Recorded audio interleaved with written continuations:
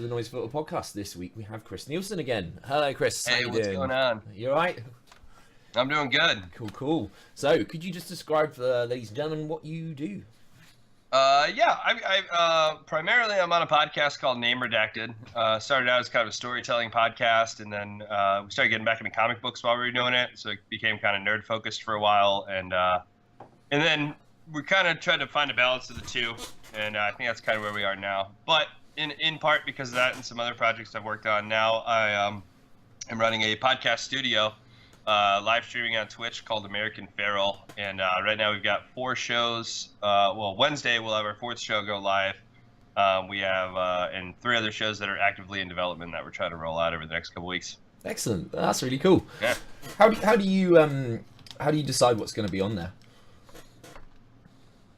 At this point, I've been really lucky because I've been playing music for years. Since I was like 13, I've been playing in bands and stuff. And the Greensboro, our local scene is incredible. We have a lot of really talented people. And so at this point, the people that we've been picking up to put on shows are just people that we've known, that we've worked with, that we've collaborated on other stuff. Because we've been doing production now for 3 years. We've been doing the podcast for 5 years, and I've been playing in bands forever. So you start collecting a lot of people. Yeah. Yeah. That's really cool. Is it a lot of sort of like local friends and sort of such? Yeah.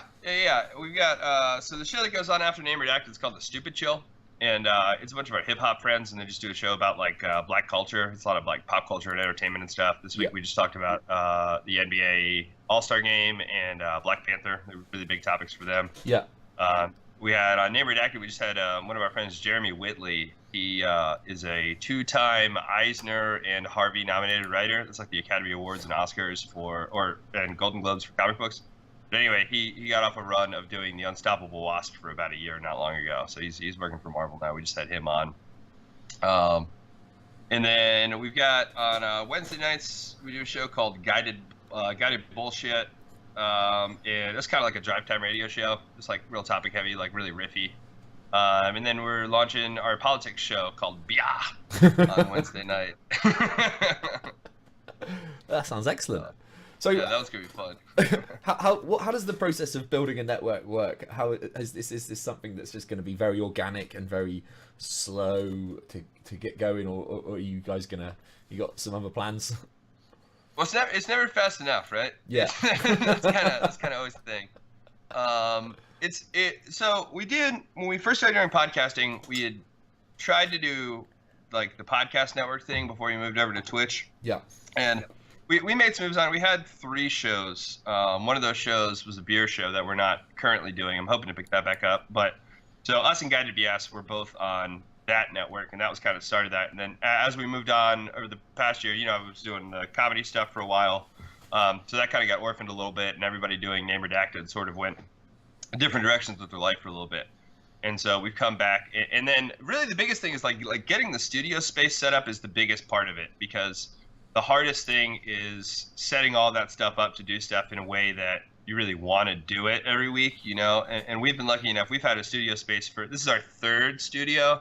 So the first one was just like, mics clipped out a table, and then it was in my dining room, and it was similar, but we got the monitor and we started doing some video stuff. And then now we're fortunate enough to have the whole aerial grid and everything around us. And once you have that, I think that's the other thing too, is that attracts a lot of people too. Yeah. Because you can bring in guests and they'll be like, oh, okay, I want to do that. The biggest limitation, the thing slowing it down, is that we're trying to do a lot of graphics, and we prefer motion graphics to static graphics and stuff. So a lot of that just takes some time to do.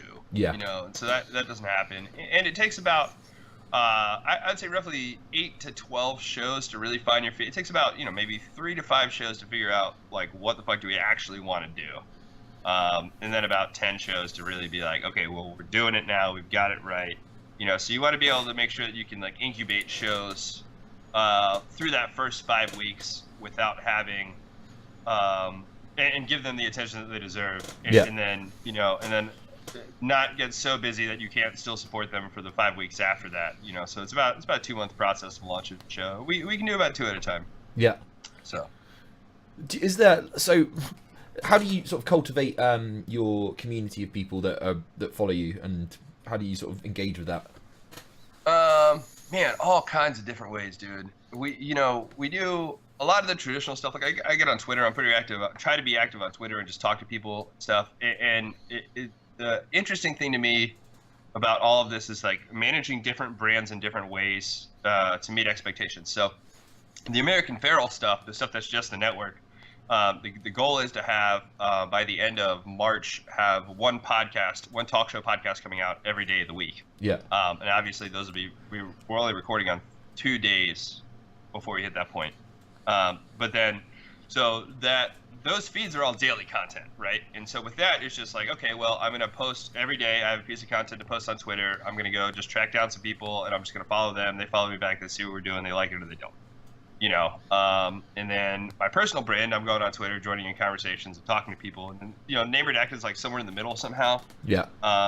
Twitch has been huge for us because I was telling you a little bit before the show started, we're not quite done collecting numbers on it to figure out what our metrics are, but it looks like if you have about 30 people watching your show at any given time, you're in the second fold of the Twitch talk shows. Right. So if you scroll down once, and at the last time I checked, we would have been about top 12 for English podcasts. Yeah. Because that's the other thing too, is there's a lot of shows that are in different languages too. So it's a great time to be doing that. So half of what we're getting in the live audience is organic discovery just from Twitch.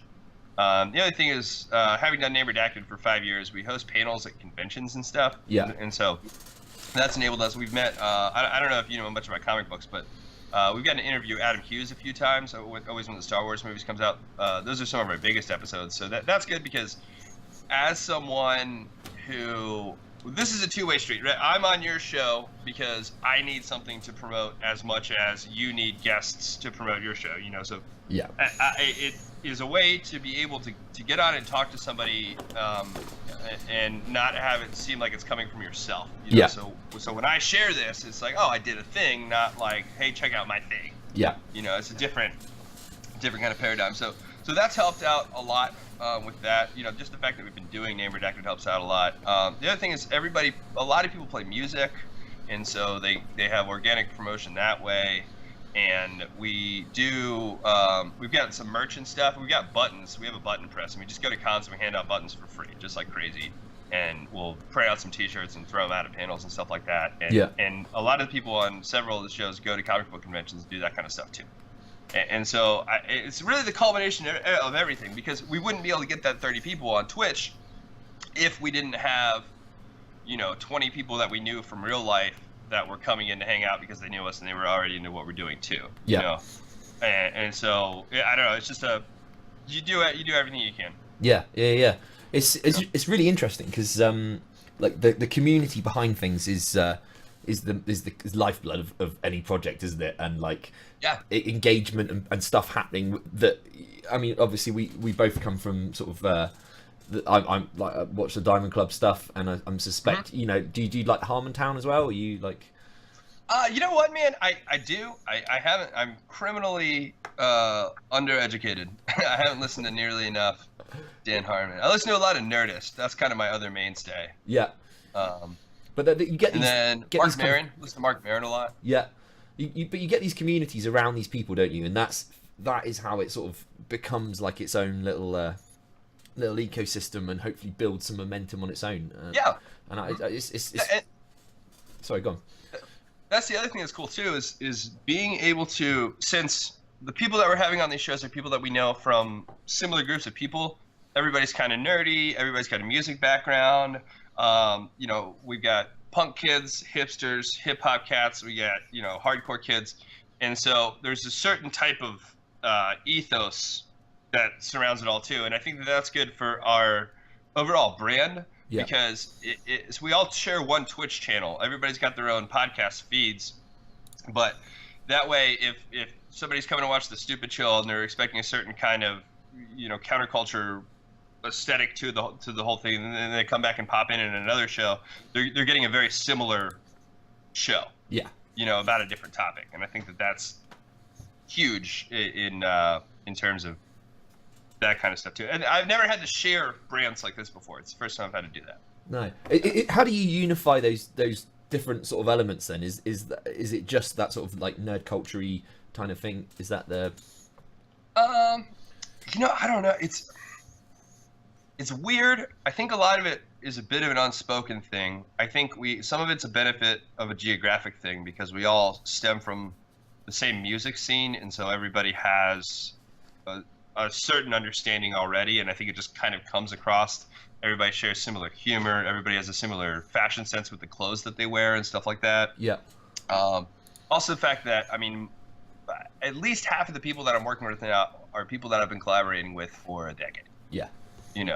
And so that's absolutely huge. And the other thing is, me and Gavin produce all of the shows, do the studio side of production for all the shows. So each show has their own producer. They come up with the topics that they're going to choose. They come up with the assets that need to go up in the show and all that stuff. But then, we're having conversations with those people over the course of the week. And we aren't to the point yet, but we're going to get to the point where we're writing up copy for the end episode. So it's like, make sure you tune in, Sunday when they talk about this thing. And then making sure that the shows that have the biggest crossover with those topics are the ones promoting those topics, but the ones that don't aren't. Yeah. And I think that's important too, because that helps it feel more cohesive even when it may not be all. Yeah. So in your team of people, do you all have like specific roles, or do you sort of just all take whatever role is needed at the time? It's a little bit of both. So I went to school for audio production. Yeah. So I handle a lot of the audio stuff. The actual physical studio space is, like I said, is run by pretty much me and my roommate Gavin, and so it's sort of broken down in the way that he does most of the video stuff and I do most of the audio stuff. But obviously we're both cross-trained on either of those. And then my co-host on Name Redacted, I went to college with him. Our producer on Stupid Chill, I went to college with him. So those guys both know how to do audio already, which is nice. Yeah. And we're training some people up on stuff. Like right now, the biggest thing is getting people to host shows, because they're all people that are charismatic. They're all people that are talented, but they're a lot of people that have never had a podcast before. And so teaching them how the format works and getting them used to like being in front of lights and talking loud enough to have the microphone pick them up and and move and be expressive and and entertain, and so, but there's a lot of people that have expressed interest in doing all of the other pieces of it too, which is great. I mean, I need that because I don't have a day job, but I do a lot of pickup work and stuff to support what I'm doing. I do some seasonal work.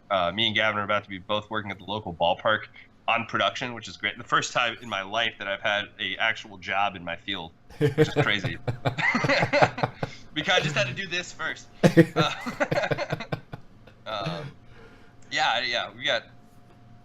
don't know. We're just, at the end of the day, I always fear that I'm going to come across as pretentious because I'm just incredibly lucky because we have like a great creative scene around us, and I would not be able to do what I'm doing. Our boss at the ballpark, I met him because he produces music videos for punk bands. So he did Days and Days. He's done like Leftover Crack. He's done like some pretty big names and stuff. Yeah. He just happened to move to Greensboro, and the bass player in one of my bands was like, "Hey, dude, have you met this guy? He was at our other show."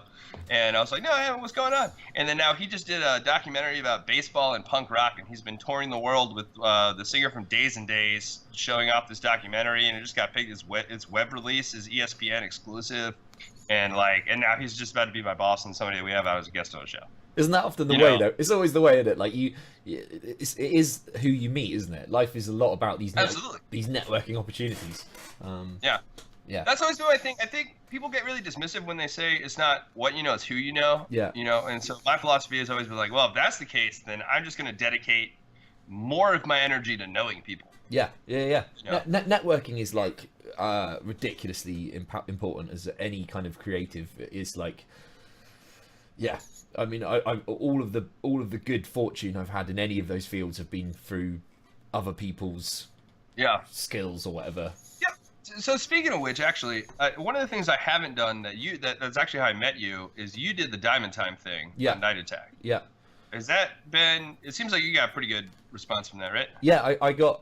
Yeah, I've just, well, obviously having done you, I had about 4 other people that we came forward to do that, and I met like loads of different really interesting people, like JF DeBow, who's like a writer, like an author, and it was really good. It was a really good way of networking with a group of people that I would never get access to, and I think that because I want to do that. I know that like Nerdist does the community cork board and stuff too, and I definitely wanted to do that. And I'm trying to weigh if it's a better way to network or promote, or maybe both or either, or I don't know. I think it might be a bit of everything, mightn't it? Yeah. For me, it was like an opportunity to meet people, talk to people that I were completely outside of any network of people that I would ever get access to, and Right.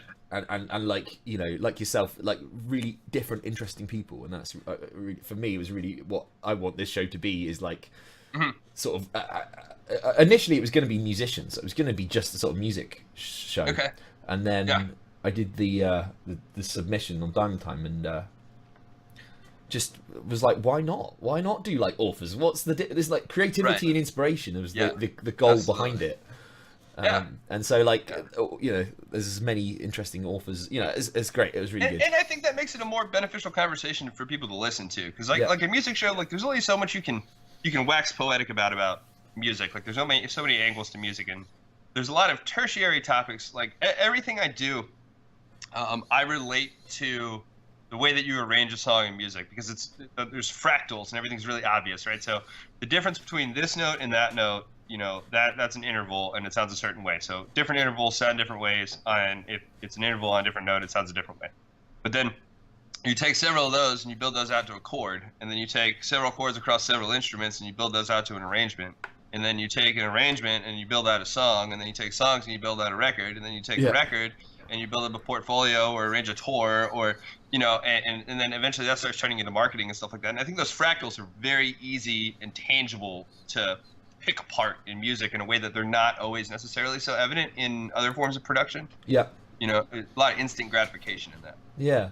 I think, like having spoke to different types of people about things, you can sort of see where, for me, the conversation was going to be interesting because it was exploring something I didn't know very much about, but we could see the, you know, like my brain wants to put things together in the boxes, organize them out, and you can sort of see where the creativity is still, you know, how do you the questions always be like, how do you overcome writer's block, or how do you, and that's true to everybody, isn't it? You know, like anyone who's making something, how do you stay fresh? And it's always interesting because nobody has the answer to that question either. And I know our last episode went unreleased, but I know we talked about writer's block some on there, and everybody deals with it differently, and the way that you deal with it isn't right 100% of the time, ever. You know, so that conversation is so important to have, just to like keep your head up, you know. And this shit'll eat you alive, dude. Yeah. So quick. Yeah. So quick. It's funny too though, because there's a lot of the creative process and the scientific process, I think, are very much the same in a lot of ways. I know it's a bit of a non sequitur, but and so that's kind of how I think about stuff too, because it's all trial and error. You know, stuff doesn't work out. More times than not, stuff doesn't work out. I think one thing that was cool, having spoke to different people, was like seeing how everybody had dealt with this problem slightly differently, and where people would like align. And so like one piece of advice was like, just I can't remember what yours was, but I remember like having spoke to you about it. I remember hearing somebody else sort of mirror some of what you might have said, if I remember it correctly. But it was like, you have to just create stuff. Don't worry about the output. Don't worry what it is. Just keep making it, and then eventually, what happens is, just through like trial and error, you stumble upon the little magic formula of whatever it is that you're looking for, and then you start that process again, and you just kind of go. You just keep making stuff. And I think that's kind of the commonly accepted way to handle it, you know. And I think everything else outside of that is a little bit of like smoke mirrors magic and guruism, you know, and that's important too, you know, because you have to be motivated, and whatever gets you to that place, like, it's worth it, you know. But typically the way I look at it is that if you're experiencing creative block, then it's because you feel like you're not good, because you push to achieve the flow state. You push to do this. Like right now I'm performing, you know, and I'm a crazy person. I like performing so much that I'm now performing in some capacity 6 times a week, and just piling up work in the wake, right? The work sucks. It's terrible. I fucking hate it. I don't want to do it, but it's so addictive that the work becomes worth it, you know. And nobody ever gets creative block about the work. No. You know, they get creative block about the process, which I think is weird too. But so in some capacity, that comes from you thinking your process isn't good enough because you're comparing yourself to other people or something. But I think more times than not that creative block doesn't mean that you're not good enough. It actually means that you're better than you thought you were, insofar as you have reached a plateau, you've leveled up, you crack that next chapter in the D&D book, you see all the things that you're capable of doing, and when you go back and look over your work, you're like, oh shit, this should be better than this. I expect more from myself. Yeah, but yeah. your talent isn't up to your eye yet. That's right. And so I think that's the important thing to remember when you get creative block, is that there's two things that happen. There's two ways that I get creative block. I feel like I'm not good enough, and when I feel like I'm not good enough, like I said, it's typically because I am growing and progressing, and I have another project I'm going to do. So if this is what naturally came out of my dome, and I'm getting stuck on it, then I should probably stick with that, or consult with other people. That's why I collaborate a lot, because then other people will solve the problems that I can't solve. The other time that I get it, let me try to get back on my train of thought here. The other time that I get creative block is when things seem too easy and things are too obvious. Yeah. And then I think that a lot of times people do something and they're like, that's too easy, that can't possibly be the right answer. Why does this make so much sense? I'm trying to achieve something and push myself. But I think that sometimes that's just your style. That's just your technique. That's just who you are. And so the other half of creative block is learning. It's all about trusting yourself, and it's all about knowing you're going to do another thing, and either trusting yourself that you are as good as you think you're going to be, or trusting yourself that you are now better at seeing things that are bad. Yeah, yeah, You know. Yeah, I think yeah, absolutely. That for me, the creative process is really stunted by sort of past stuff. So like, I have an expectation, like you were saying, that stuff should be as good as, if not better. I need my goal is always that I should be getting better, and so like I should, whatever my songwriting or whatever should improve. But what's happened is that I've just run out of ideas, and I've just kind of used all my musical influence, and I need to just kind of learn some more shit or whatever. But I can't Recharge make a little bit. Yeah. But for some people, that can be like as simple as like learning some new skills, or learning some new instrument, or like listening to some new music or something. Some of it, I think it depends on, people have different muses too. Like I came up in the punk rock world. My muse is like the live show. It's the experience of the people listening. It's how it sounds to me. But I know that I've definitely worked with people whose muse is the technique and the way that you do a thing. People that write music by drawing notes on a piece of paper pretty much straight out, like through compose stuff in their head. Like, that's much more about how can I accomplish this? How can I beat this technical limitation? And I think that's the thing too, is and that's the weirdest part too, because in the downtime, like we talked a little bit between Sparkle Dog is falling out and where I'm at now, and I was so bored and frustrated and terrible, but it gave me an opportunity to watch a lot of movies. It gave me an opportunity to watch a lot of shows. It gave me an opportunity to listen to a lot of music, and I'm in a better place for that. Yeah. And it's just hard to appreciate that when you're there, man. Yeah. So stressed. Yeah, absolutely. Yeah. We very rarely see the wood for the trees, do we, when we're in amongst it? Yeah. Absolutely. Yeah, I'm in that place right now, and I absolutely understand that. It is odd, but hindsight's always a wonderful thing, isn't it? And like, you've got to always. Well, the other thing I try to do is, like, when I get in a place like that where I'm anxious about something, I always try to reach out to opportunities that I think are completely outside of my ability. Yeah. Because sometimes it works. Yeah. And sometimes that'll just fix it. Don't get down if it doesn't. And it's easier to write those off because you're like, oh no, what was I thinking? Be on my show. I don't.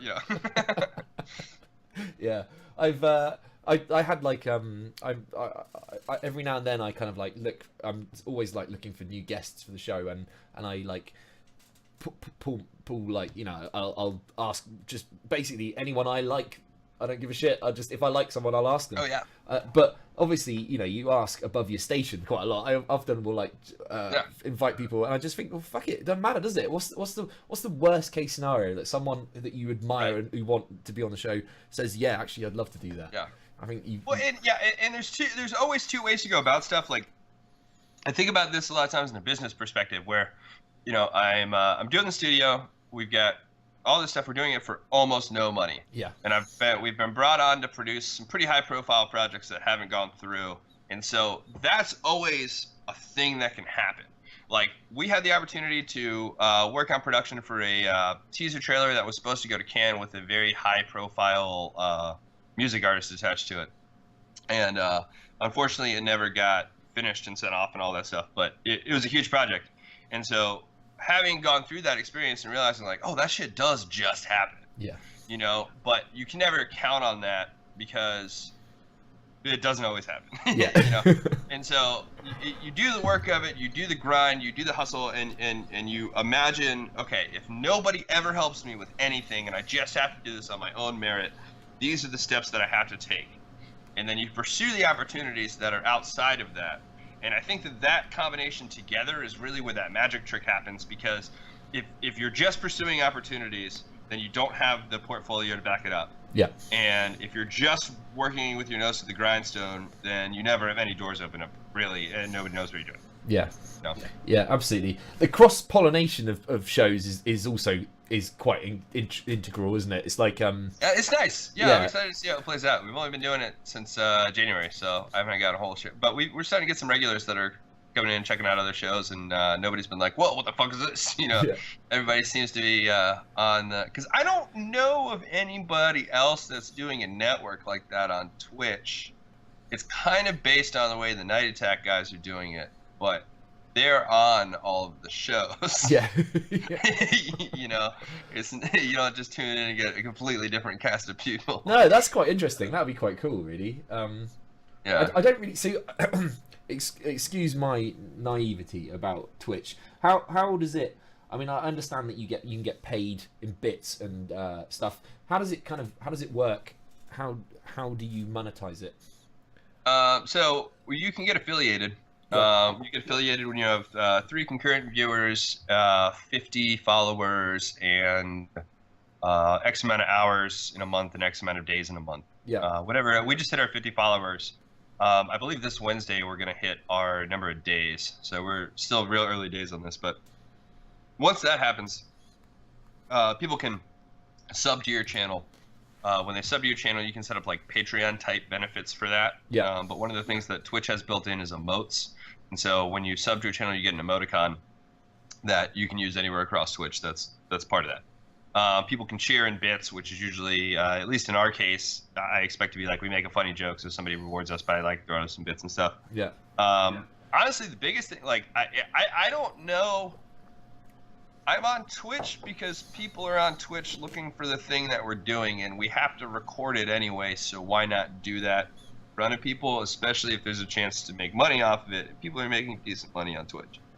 I don't know how we're going to monetize yet. No. I have no idea. You know, but I think there's multiple ways to do stuff. So one of the shows that we're going to have is Mary, my friend Mary is going to be, she's an artist, so she's going to be drawing with other visual artists. And then, so she's going to be interviewing them while she does that, which is dope because we've got awesome guests for that from going to all these cons I'm really excited about. But so with that, like, I'm going to work with her and pitch her on the idea of setting up a Patreon account where it's just every month, different levels of Patreon get a certain type of merch that is just the art that you've drawn on the show. Yeah. So if they like it, you draw a thing, we make a sticker of it, it gets sent out to people. And that's that way. You know, I don't name redacted. We may end up making our money with advertisers on the podcast side of stuff. Yeah. Just because that's how. Yeah, I don't know. That's what's nice about it, though. There's a lot of different things. And then once you get partnered, partnership's a little bit tougher. There's not a subscriber requirement, but I think you need to stream 12 days and I forget 25 hours a month and 12 days a month. And you need to hit 75 concurrent viewers. And once you get that, you start getting some ad revenue from Twitch. Yeah. So that's what we're really pushing towards. Does that kind of does that add up to like a wage, or is it just a? I've got a couple of friends right now that are not super high profile streamers, but they've got, I think he's got about 4,000 and some. He's Sir Lee on Twitch if you guys want to check him out. And then I have another friend who's Hey Shady Lady. And both of them, not to totally throw them under the bus, but they're making low 5 figures in a year. Wow. Off of it. Yeah, they make, you know, enough money to support the hobby for damn sure. Yeah, right. Yeah, it's amazing, isn't it? I mean, it's a great time to be doing something like this, isn't it? It's the Wild West almost, isn't it? It's got that kind of like just fucking off to the gold mines, you know? Yeah, it's crazy. I love it. It's my favorite. And stuff is so cheap, and it's so weird because So we got all this wood for $50. We got the lights for $20. We got the mics for $40. We got all this stuff. And now with all the Bitcoin stuff, it's funny because I was just listening to a podcast where they were like, gaming's getting expensive because all the GPUs are getting bought out because cryptocurrency boom, but that shit's about to pop. Yeah. And so once that pops, I can be getting high-end GPUs on the secondhand market for like no money. And it's already starting to happen with like the really high-end stuff. And so that's super exciting too. And I mean, Amazon has got their workstations where you can get remote computing for pretty affordably now, and that's coming down in price and stuff like that. So the fact that like computing power is starting to become free and the dumb terminal is starting to become a realization is insane. Like it's the perfect time to be a creative, Yeah, that's gonna be amazing, isn't it? If you can just like rent some encoding time on the Amazon server or whatever. Absolutely. Be really cool. Why not? Yeah. No, I love it. I couldn't be more happy, really. So is there, when you were doing your comedy stuff, what sort of stuff inspired you guys, or what kind of comedians inspired you? Like, is there any shows or anything that really? I know we talked about this a little bit before. Yeah, we did, and I remember telling you a whole bunch of stuff, and then we got off air, and I was like, oh, these are all the people. Yeah. I really like really dry stuff. I like situational comedy a lot. I'm a big fan of like Larry David stuff. Yeah. I like Dimitri Martin. I know some of the other guys we were working with when we were doing that, like Rob was a huge Russell Brand fan, and he had sort of that flavor to it. It's kind of just all over the place. I don't know. I've been watching. Oh, also I can hear myself a little bit. Can you? Oh, just ever so slightly. I just started watching movies with Mikey, which is Mikey Newman, who's on Night Attack sometimes, and he was talking about like Hot Fuzz, and I forgot how much I love Hot Fuzz and Simon Pegg. Simon Pegg's amazing. Yeah, Simon Pegg's good. 100%. I used to love. I assume you've seen things like Spaced and Big Train and things like that. Mm-mm. Oh my god, you're in for a treat. Like, two of his best shows, his best ever sitcom is Spaced. It's genius. I've heard it's really good. Yeah. Oh, that's one of the shows. So the last time I was on the show, we were talking about British comedy some, and the show that I forgot to mention is Peep Show. Yeah, like I love one of my Peep Show. fucking favorites. Yeah, Peep Show's so good. And they've got that new show coming out too. I'm really excited about the new show. Oh, Back is it called? Yeah, it's where like they're like stepbrothers, but they don't really know each other because the guy who played Jace was like a foster kid or something, and everybody I don't know. It looks hilarious. It is good. It's not Peep Show, but it is good. It's not Peep Show. No, I think Peep Show was a high tide mark, wasn't it? Yeah. No, that's the kind of stuff that kind of sitcom. Yeah. That's just that like awkward, but like I don't know. There's something about it. Yeah. Yeah, I've just been doing Curb again, and oh man, I love Larry David. He's genius. He is an absolute genius. That guy. He's so good. And yeah. Actually, that's another funny thing that happened. My mom was just back home for the holiday, and we were in the car going somewhere, and I like broke into like the Seinfeld routine and was like doing the thing and playing the characters. But she thought it was like the funniest shit ever, and I was like, man, this is almost hacky at this point. Like, this is just like when me and my friends get drunk, like everything's a Seinfeld routine. Yeah. Somebody says something, somebody says, "What is that?" And then it's just like everything else is already written. It's just there and ready to go. Yeah, Seinfeld's so good. So, is there any like? Have you seen Cassie David, which is Larry David's daughter? She does a show called 86 on YouTube. Okay. Check. I've heard about 86. I haven't seen it yet. Yeah, check it out. I mean, it's not Larry David good, but it is good. Yeah. It's good. I mean, it's definitely worth a watch. She's similar kind of tone. Yeah. She's her father's daughter. I would love to. Yeah, the female take on that style would be interesting to watch. Yeah. That seems like cool. And like, It's Always Sunny. Do you like a bit of It's Always Sunny? I love Always Sunny. Yeah. I love Always Sunny. Yeah, we've been in a real like. There was a time in like early '90s, late '90s, which was like British comedy heaven. We just had like for a period of time, it was just like a golden era of just excellent comedy, like Spaced and Black Books and just just a ridiculous like Nathan Barley. Nathan Barley was amazing. Do you know Chris Morris and Charlie Brooker? I don't believe so. Charlie Brooker writes Black Mirror now. Okay. Yeah. I love Black Mirror. Well, Yeah. okay. Basically, Charlie Brooker is like a British genius. He's like Yeah. he's just one of these like hilarious writers, and he wrote Nathan Barley, which is just one of the funniest shows ever. And he used to do a thing called Screen Wipe, which was like a sort of show where he would just talk about TV and stuff. It's excellent. He's awesome. Okay. Like a soup kind of thing almost. I don't know what's that. You know, Joel McHale did a show on E! Oh, called, yeah, he just okay. launched it again on Netflix. Yeah, I saw it. Yeah. He basically does a better version of that. Okay. Cool. And Yeah. I love Joel McHale. Joel McHale's awesome. Yeah. Charlie Yeah. Brooker is just super dry and like he's a miserable. That's the best way to do that. Yeah, he's a That's the best way to do miserable man. Yeah, he's great. He's great. So, so when you were doing Sparkle Donkeys, was that kind of some of your influences? Was that sort of the style that you were sort of trying to go for, or was it what was your? I think me personally, I was.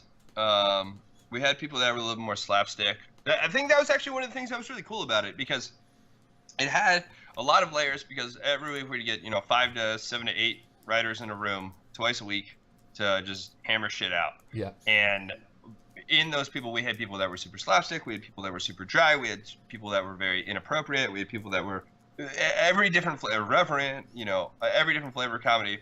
And so everybody would fight to get their jokes in. Yeah. So you'd have the one person who was the head writer on a project, and they would be the one that were actually, writing it. And then everybody would just like throw the jokes and pitch stuff in. And that's what was really great about it in retrospect, is I've never had a project that had, first, it's my first real filmmaking project ever. But I've never had a project like that where everybody brought that type of influence to stuff, and everybody else was professional and had experienced enough to respect what everybody else was adding and understand that how visions change and how I can put my joke and what your vision is in a way that makes sense for what you're trying to do. Yeah. Yeah. And so I always favor the sitcom-y stuff. I really like 3-cam stuff. I mean, I grew up watching like Home Improvement and shit. Yeah. So it's got a special place in my heart for that 3-cam sitcom on a set. I kind of feel for stuff, but I don't know. It's just it was all. I think it was all kind of gross. There was an element of gross to all of it. Sometimes people were throwing up for no reason. Sometimes somebody would stand up and just have a boner. Sometimes people would just have ridiculously inappropriate language. There's always an element of gross. Like I feel like that was the through line. Even like one of the driest sketches we did was we did a sketch where Spencer's character is coming out of Adam and Eve, out of a sex shop. Best location we've ever shot at. They were so cool. I never thought that they'd be like, yeah, no, just stand outside, whatever, film it. Everybody that came through was fine. Like, they weren't freaked out that their face was on camera going into the sex shop or something. It was just cool. But so he wakes up and he's got this big brown paper bag with just this massive dildo. And we took a pool noodle and basically it was like 2.5 foot dildo. And so we kind of cut it out to, shape it right, and then he just like drew some veins on it, and it looked terrible. But my favorite part of it was we censored it. So when we censored it, it looked more realistic than it did beforehand. So that's the first kind of gag that just hits you in the face. But then the thrust of the joke is that he's walking out and he runs into a friend that he hasn't seen since high school.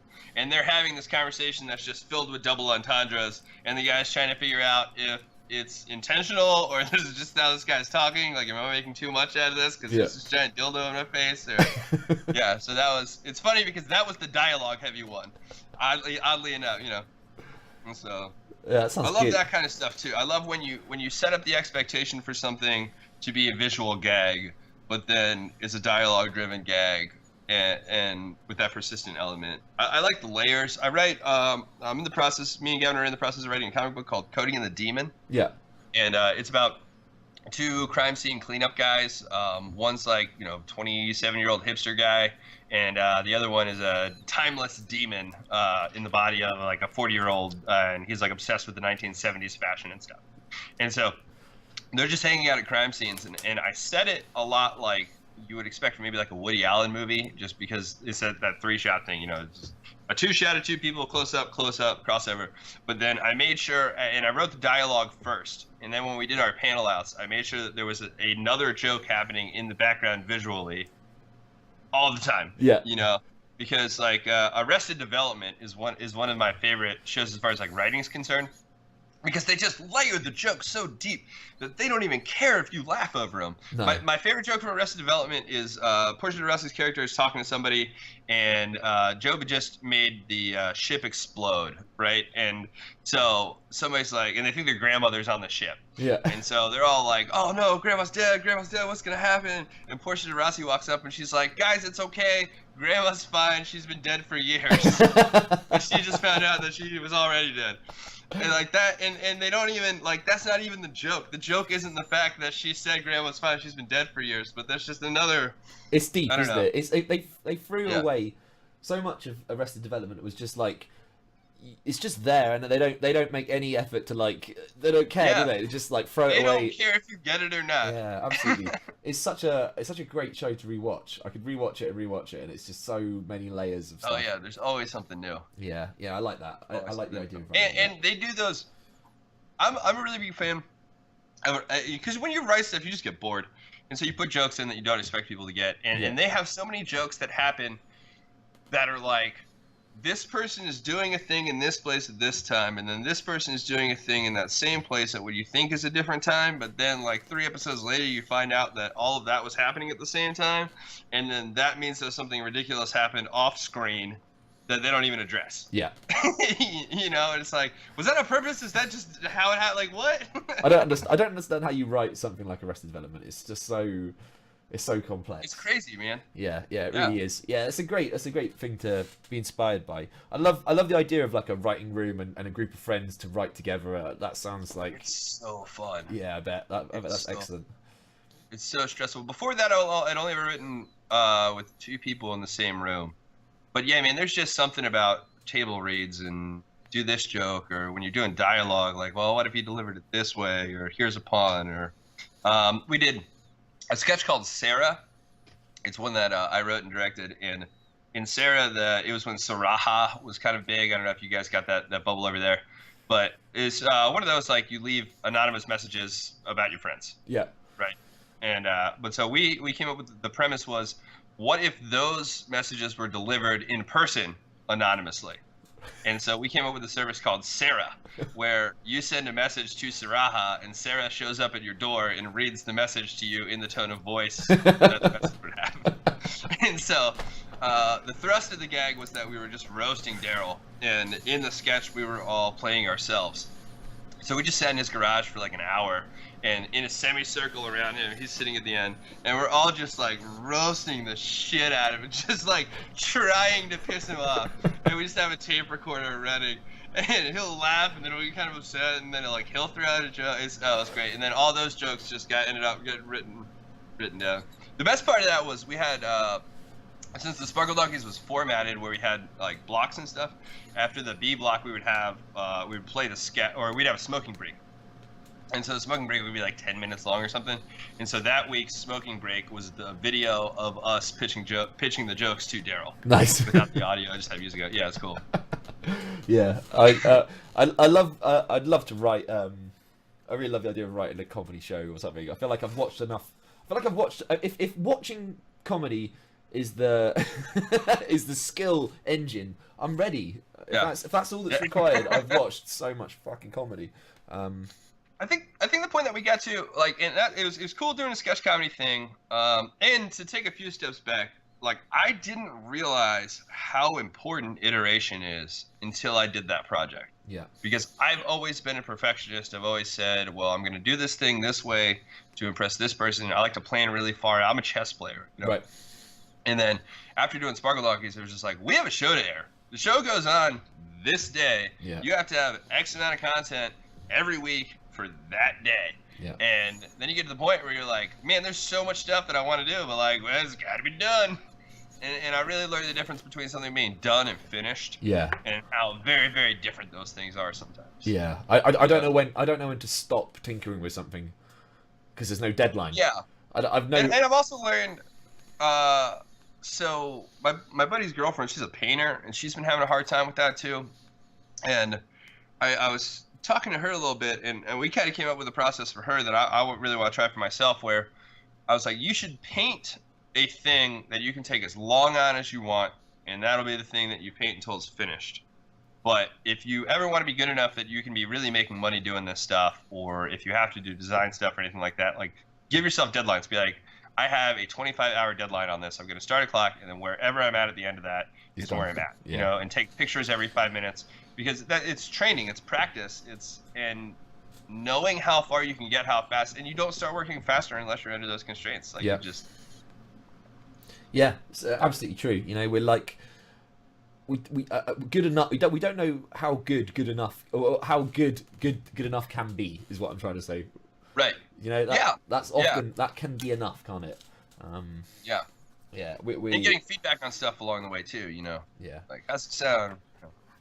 We're recording our album at the minute, and like it's just crippling, because it's going to be like the idea that this is going to be the finished thing is crippling.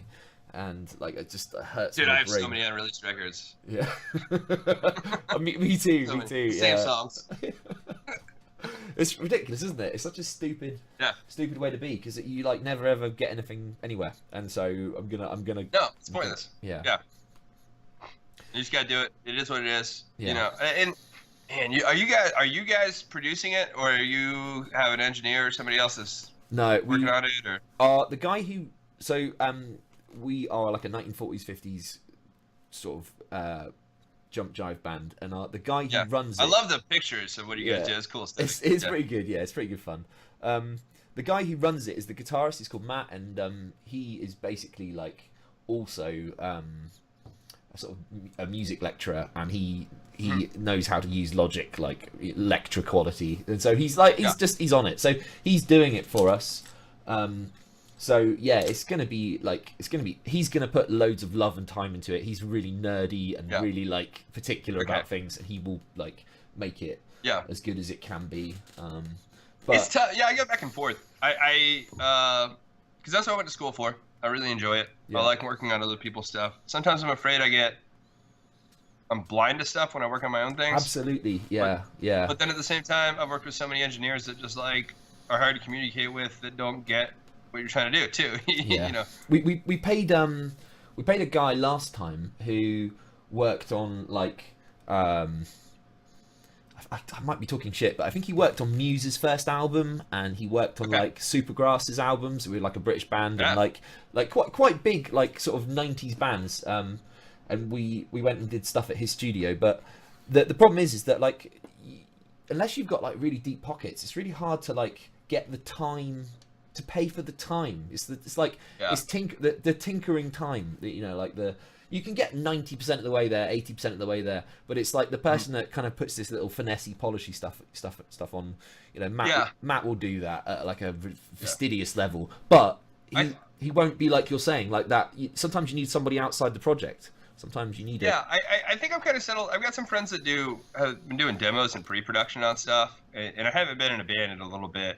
Not in that capacity, at least. Yeah. And I think that's kind of where I settle on it. Like, that's what I would want to do in the future, is like, okay, I'm going to make a thing. We're going to do a demo. I'm going to do full production. We're going to make all of our accidents in our bedroom. Yeah. And then I'm going to take this to somebody and be like, hey, this is what it sounds like. This is what I was able to accomplish. Yeah. Here were my influences. And I feel like that's a good way to paint a picture for somebody. You still got to be really careful with who you choose for the project and stuff. Yeah. But I think that pre-production step is always good too, because it's like when you're doing filmmaking, you know, you write something, you write a pitch, you write a treatment, you write a script, you revise the script goes to the director, it changes there, it changes it, and there's just something that's in filmmaking is necessary, because there's so much work that needs to be done that it's impossible to be done by a small group of people. But I think that there's a lot of creativity that happens in that process too. But yeah, definitely have to have a relationship with people, and it's massively. Our hardest part was like we played in a dance punk band, and so our influence was a lot of I liked a lot of like 80s hardcore stuff. They liked a lot of like 90s and early 2000s punk rock stuff. But then like we were kind of taking that and taking like early 2000s, mid 2000s, like kind of club jammers,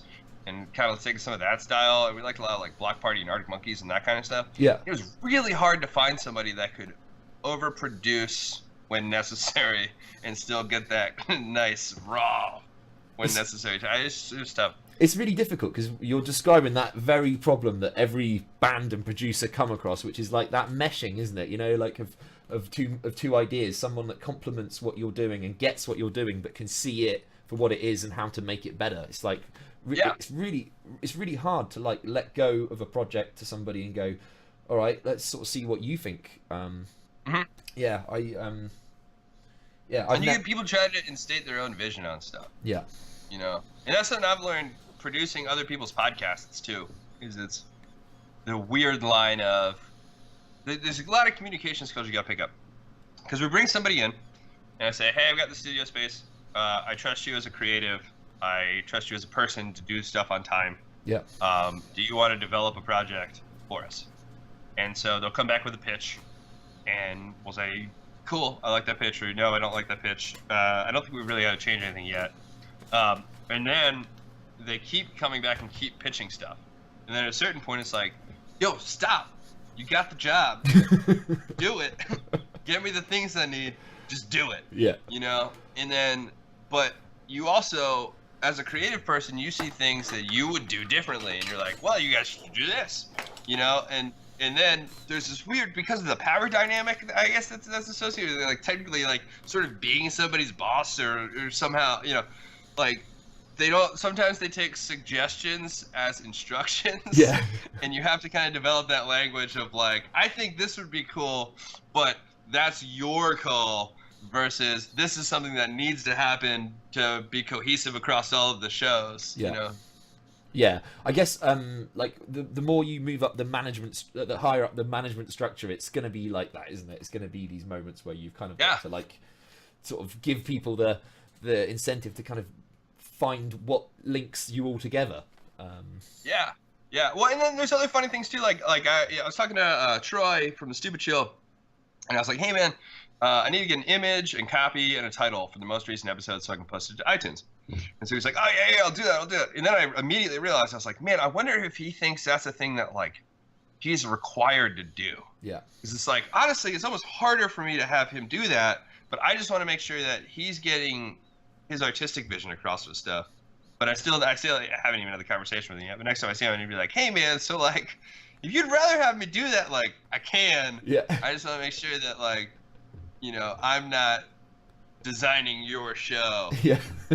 That's really difficult. Like in our band, we just have to have one person who's like the head of the who's the captain, and just let them be responsible for everything, and we just kind of try and all just envision or make that vision a reality, which works well for us. That's really the best way to do it. I think so. I think it might be. It doesn't seem super intuitive all the time, and sometimes it makes it seem less democratic. Yeah. But if you've got somebody who's a good leader, it's not. Yeah. It's almost more democratic. That's so true. It's all about who's the leader. If that person is like not capable of being a good leader, that's a different matter, isn't it? But like having somebody be the visionary, like, you know, like Elon Musk or like your Steve Jobs, those kind of those examples work really, really well.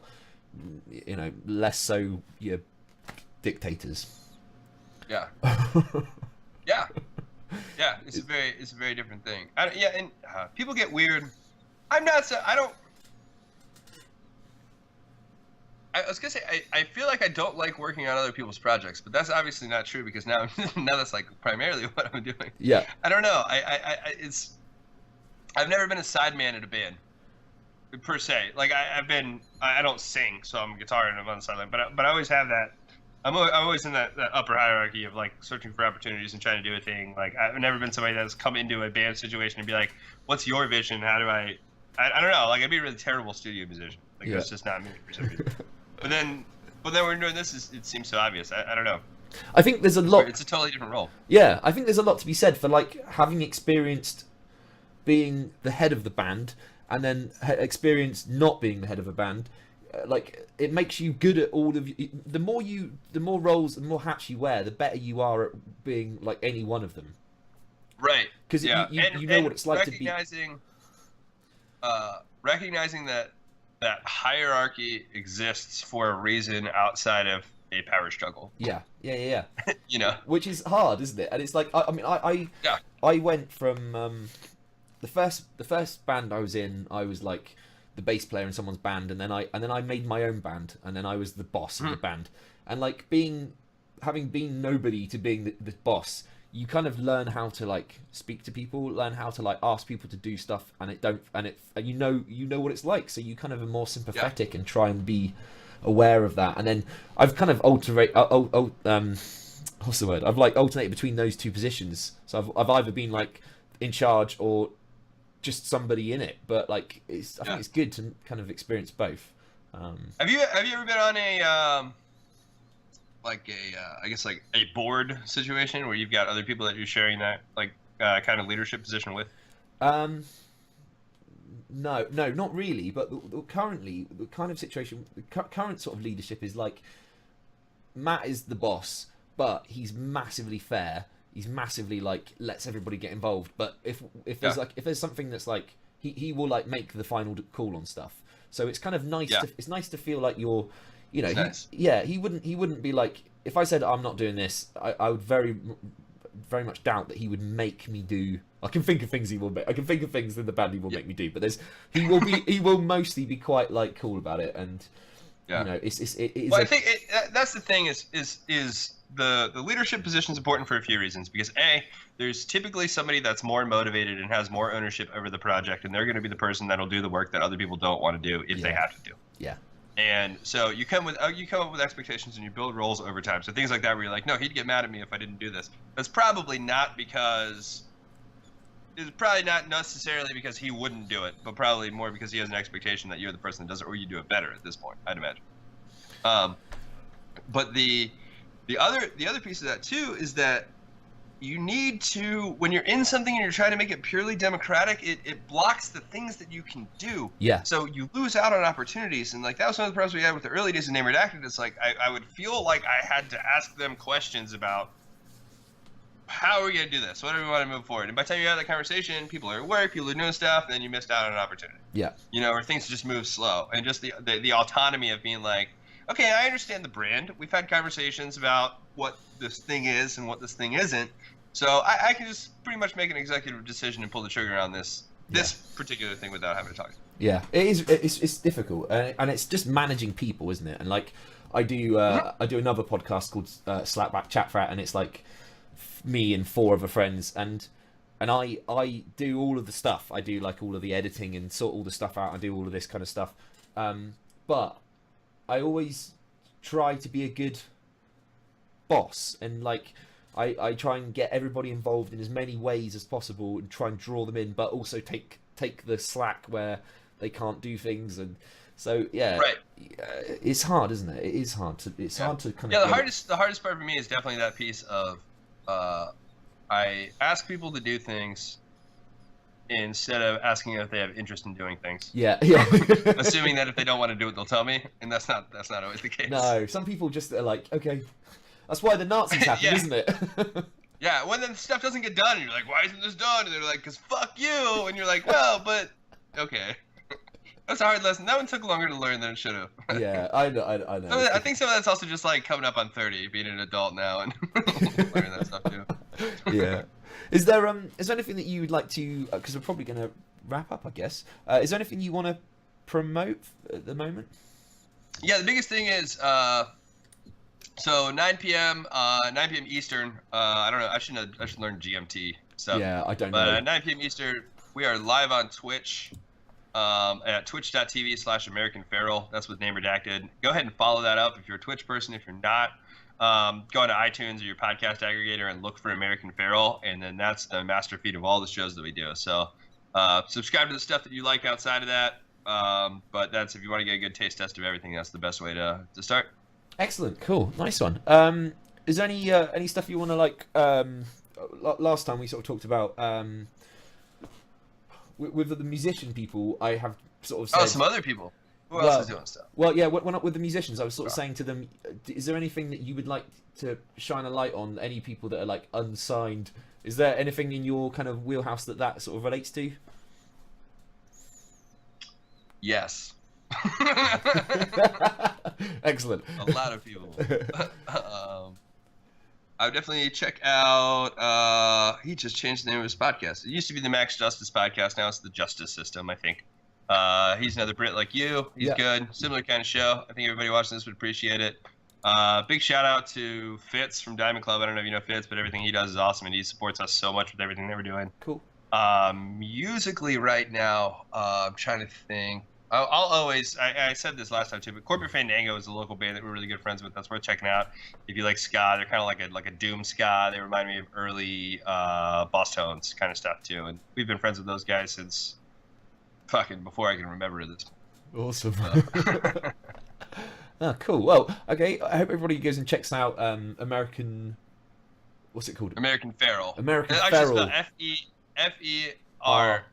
Yeah, lovely. So it's kind of a play on American Apparel and a play on American Pharaoh. Nice. Yeah, this has been the Noise Filter podcast. Thanks very much, Chris. We'll no doubt catch you again sometime, hopefully. Yeah, absolutely. Nice one. All right, cheers, dude. Cheerio. Bye bye.